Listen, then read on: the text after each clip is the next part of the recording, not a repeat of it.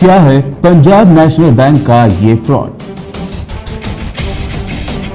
मुल्क के दूसरे सबसे बड़े सरकारी बैंक पंजाब नेशनल बैंक की मुंबई में वाक़ई एक ब्रांच में 11,360 करोड़ रुपए का फर्जी ट्रांजैक्शन किया गया है। फर्जी धांधली करके बैंक को चूना लगाया गया और ये रकम शेयर बाजार में बैंक के कुल मार्केट कैपिटलाइजेशन का लगभग 1/3 है।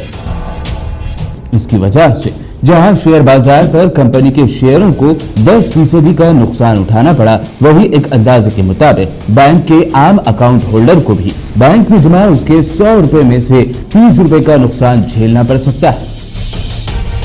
नेशनल स्टॉक एक्सचेंज के मुताबिक पंजाब नेशनल बैंक का मजमूई मार्केट कैपिटलाइजेशन लगभग 36,566 करोड़ रुपए है और उसने तकरीबन 4.5 लाख करोड़ रुपए का बाजार में कर्ज दे रखा है।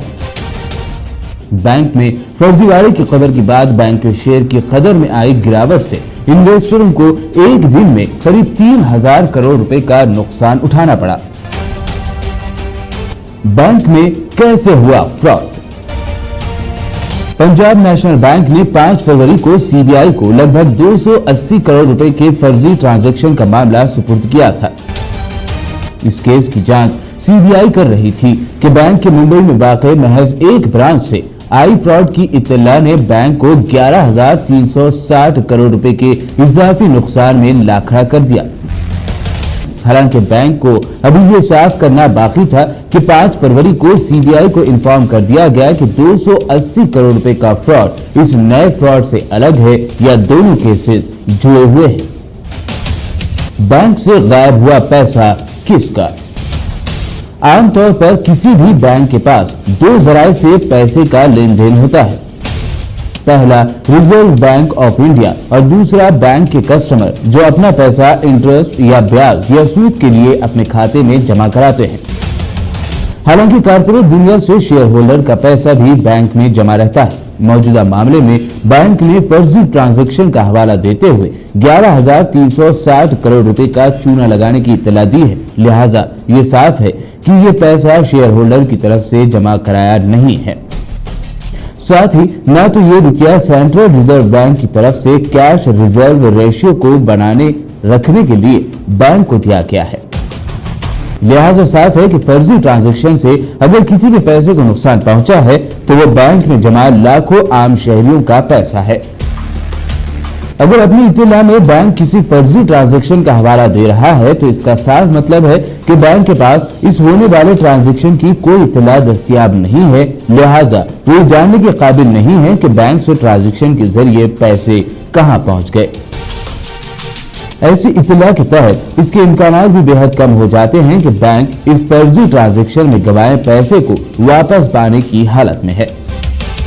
लिहाजा एक आम हिसाब से ये वाज़ेह होता है कि अगर बैंक को मजमूई मार्केट कैप में 1/3 का नुकसान हो चुका है तो इसकी भरपाई बैंक के कस्टमर्स के पैसे से की जाएगी। ऐसी हालत में बैंक में अगर किसी कस्टमर का 100 रुपया जमा है तो उसके 30 रुपए इस फ्रॉड में साफ हो सकते हैं।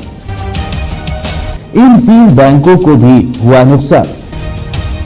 Punjab national bank 6,400 crore, union bank 2,300 crore, Allahabad bank 2,000 crore, SBI overseas 960 crore. Punjab national bank ने इस ज़िमन में एक प्रेस कॉन्फ्रेंस करते हुए सफाई भी दी है। LOU क्या है? लेटर ऑफ अंडरटेकिंग यानी LOU एक तरह से बैंक गारंटी होती है। ये इंपोर्ट के लिए ओवरसीज अदायगी करने के लिए जारी किया जाता है। LOU जारी करने वाला बैंक गारंटर बन जाता है और वो अपने क्लाइंट के लोन पर प्रिंसिपल अमाउंट और उस पर लगने वाले इंटरेस्ट को बेशर्त अदायगी करना तस्लीम करता है। जब LOU जारी किया जाता है तो उसमें इसे जारी करने वाला बैंक, तस्लीम करने वाला बैंक, इंपोर्टर और गैर मुमालिक में इससे फायदा हासिल करने वाली कंपनियां शामिल होती हैं। पीएनबी के मामले में फर्जी LOU हासिल किए गए और उन्हीं की बुनियाद पर एक्सिस और इलाहाबाद जैसे बैंकों की गैर मुल्की ब्रांचेस से लोन लिए गए थे। स्विफ्ट का भी किया गया गलत इस्तेमाल। बताया जा रहा है कि रकम की लेन देन के लिए पीएनबी के मुलाजमीन ने स्विफ्ट का भी गलत इस्तेमाल किया। इसके जरिए वो रोजाना की बैंकिंग ट्रांजैक्शन को प्रोसेस करने वाले कोर बैंकिंग सिस्टम यानी सीबीएस को चकमा दे गए। इसके जरिए उन्होंने LOUS पर दी जाने वाली गारंटी को जरूरी मंजूरी के बिना ही पास कर दिया। इसी की बुनियाद पर भारतीय बैंकों की गैर मुमालिक में वाक़ ब्रांचेस ने कर्ज दिया। स्विफ्ट क्या है? जब भी किसी बैंक की तरफ से LOU जारी किया जाता है, उसके बाद क्रेडिट ट्रांसफर की जानकारी बैरून मुमालिक में वाक़ बैंक को दी जाती है। ये जानकारी Swift social for world wide interbank financial telecommunication के जरिए दी जाती है। ये एक अहम जानकारी होती है जिसके जरिए बैंक अपनी हिमायत और गारंटी देता है। स्विफ्ट की जानकारी देने के लिए बैंक ओहदेदार को लॉगिन करना पड़ता है और इसमें खुफिया जानकारी दर्ज करनी पड़ती है। इसमें अकाउंट नंबर और स्विफ्ट कोड शामिल होता है। आमतौर पर इसमें 3 लेयर होते हैं। कोर बैंकिंग सिस्टम यानी सीबीएस में एक मेकर यानी कोड तैयार करने वाला, चेकर यानी जांच करने वाला और वेरीफायर यानी जानकारी पुख्ता करने वाला होता है, जिनसे गुजरने के बाद ही ये जारी होता है। दरअसल स्विफ्ट से जुड़े मैसेज पीएनबी के पिनाकल सॉफ्टवेयर सिस्टम में फौरी ट्रैक नहीं होते हैं क्योंकि ये बैंक के सीबीएस में एंट्री किए बिना ही जारी किए जाते हैं। इसी का फायदा पीएनबी के 2 मुलाजमीन ने उठाया और करोड़ों का लेन देन किया। सीबीएस क्या है? कोर बैंकिंग सिस्टम या सीबीएस वो सिस्टम होता है जिससे बैंक की सभी ब्रांचेस जुड़ी होती हैं। सीबीएस ही है जिसकी वजह से आप बैंक की किसी भी ब्रांच से अपना अकाउंट ऑपरेट कर पाते हैं और पैसे भेज पाते हैं। इस सिस्टम के आने के बाद आप एक ब्रांच के नहीं बल्कि सीधे बैंक के ग्राहक बन जाते हैं। यहां पर बैंकिंग सिस्टम में होने वाले हर ट्रांजैक्शन को रियल टाइम पर अपडेट किया जाता है। पीएनबी बड़े घोटाले के मामले में सीबीएस के पास मुलाजमीन ने ट्रांजैक्शन की डिटेल भेजी ही नहीं। यही वजह थी कि बैंक को इस घोटाले का पता उस वक्त नहीं लग पाया। कौन है नीरव मोदी? पंजाब नेशनल बैंक ने बैंकिंग सेक्टर में अब तक के सबसे बड़े घोटाले को पकड़ा है। यह घोटाला 11,000 करोड़ से ज्यादा का है। पीएनबी फ्रॉड केस में शामिल नीरव मोदी एक हीरा कारोबारी हैं। उनकी परवरिश बेल्जियम के एंटवर्प शहर में हुई है। 1999 में उन्होंने सॉफ्टवेयर कंपनी बनाई। फोर्ब्स की फहरिस्त में है नीरव मोदी का नाम। फोर्ब्स के मुताबिक नीरव मोदी की नेटवर्थ 11,000 करोड़ रुपए है। फोर्ब्स की अमीरों की फहरिस्त में मोदी का 85वां मुकाम है। उनके jewellery store London, New York, Las Vegas, हवाई, सिंगापुर, बीजिंग जैसे 16 शहरों में है। भारत में भी दिल्ली और मुंबई में उनके स्टोर हैं। नीरव मोदी ने साल 2010 में अपने नाम से डायमंड कंपनी बनाई थी। ज्वेलरी की दुनिया खासकर हीरा कारोबार में मशहूर नाम नीरव मोदी गुजरात के रहने वाले हैं। उनके वालिद हीरे के बिजनेस से जुड़े थे और उसे ही नीरव मोदी ने आगे बढ़ाया।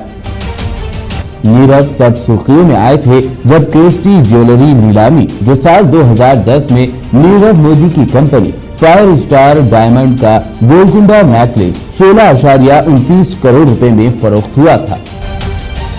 बॉलीवुड में नीरव मोदी का दबदबा।